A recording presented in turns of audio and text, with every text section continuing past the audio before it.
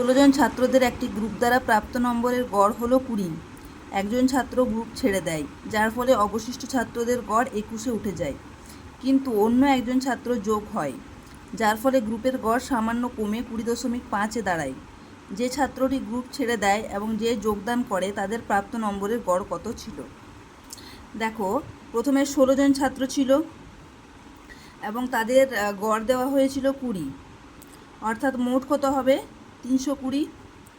এবার বলা হয়েছে একজন ছাত্র ছেড়ে দিল, তাহলে এখন বর্তমানে কতজন? 15 জন হলো। তাদের বলা হয়েছে গড় 21 হয়ে যায়, মানে 20 থেকে উঠে 21 হয়ে যায়। তাহলে তাদের মোট কত হবে? তাদের মোট হচ্ছে 315। অর্থাৎ যে ছেড়ে দিল তার প্রাপ্ত নম্বর কত হচ্ছে? তার প্রাপ্ত নম্বর হচ্ছে 5। এই বিয়োগ করলাম 320 থেকে 315। আবার দেখো, আবারও বলছে একজন যোগদান করে, তো আবারও 16 জন হয়ে গেল। তখন তাদের গড় বলা হয়েছে কমে 20.5 হয়ে গেছে। তাহলে এখানে মোট কত? মোট হচ্ছে 328। তাহলে 328 হলে যে নতুন যোগ করলো তার প্রাপ্ত নম্বর কত হবে? তার প্রাপ্ত নম্বর হবে 13।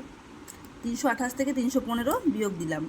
এবার বলা হয়েছে যে যোগদান করলো এবং যে ছেড়ে গেল তাদের প্রাপ্ত নাম্বারের গড়। তাহলে প্রাপ্ত নাম্বারের গড় হবে 13 + 5/2, অর্থাৎ 18/2, অর্থাৎ 9 হবে আমাদের অ্যান্সার।